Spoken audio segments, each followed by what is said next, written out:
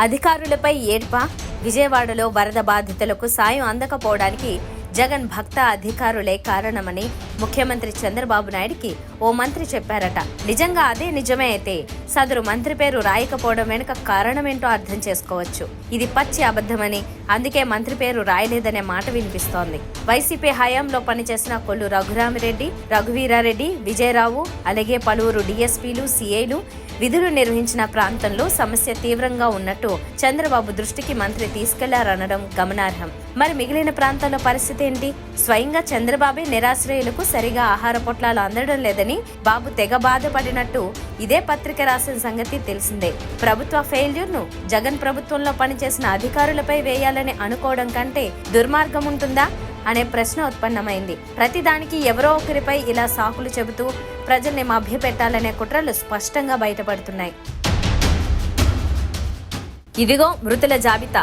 వరదల్లో చిక్కుకుని మరణించిన వారిని కూడా రాష్ట్ర ప్రభుత్వం అబద్ధం చేస్తోందని బీఆర్ఎస్ ఆందోళన వ్యక్తం చేసింది. రాష్ట్ర వ్యాప్తంగా ఇప్పటి వరకు 31 మంది వరదల్లో చిక్కుకుని మృత్యు ఒడిలోకి జారుకున్నారని, మృతుల కుటుంబాలకు 25 లక్షల ఎక్స్ గ్రేషియా ఇవ్వాలని బీఆర్ఎస్ డిమాండ్ చేస్తోంది. వరద బాధితులకు పవన్ షాక్. పవన్ కళ్యాణ్ మీడియాతో మాట్లాడుతూ వరద ప్రాంతాలకు వెళ్లకపోవడానికి కారణాలు చెప్పి అందరినీ ఆశ్చర్యానికి గురి చేశారు. తాను ప్రత్యేక పరిస్థితుల్లో ఉన్నానని, అక్కడికి వెళితే బాధితులంతా మీద పడతారనే ఉద్దేశంతోనే వెళ్లలేదని చెప్పడం గమనార్హం. క్షేత్రస్థాయిలో పర్యటిస్తేనే కదా తమ బాధలు తెలిసేది అని వారు ప్రశ్నిస్తున్నారు. చంద్రబాబు సినీ హీరో కాకపోవడం, ఆయనొచ్చినా ఎవరూ పట్టించుకోరని పవన్ కళ్యాణ్ పరోక్షంగా చెప్పదలుచుకున్నారా అని వారు నిలదీస్తున్నారు. తెలుగు రాష్ట్రాల్లో వరదలు, సినీ ప్రముఖుల భారీ విరాళాలు. తెలుగు రాష్ట్రాల్లో వరదల వల్ల ఇబ్బంది పడిన ప్రజల కోసం సినీ ప్రముఖులు 2 రాష్ట్రాల సీఎం రిలీఫ్ ఫండ్ కి భారీగా విరాళాలు అందిస్తున్నారు. Pavan Kalyan AP CM relief fund కు ₹1 కోటి విరాళం ప్రకటించారు. జూనియర్ ఎన్టీఆర్, బాలకృష్ణ, మహేష్ బాబు ఇరు రాష్ట్రాలకు 50 లక్షల చొప్పున, సిద్ధు జొన్నలగడ్డ 2 రాష్ట్రాలకు 15 లక్షల చొప్పున, ఇంకా చాలా మంది సినీ ప్రముఖులు సహాయం చేశారు. ఓవైపు దోపిడీ, మరోవైపు మానవత్వం.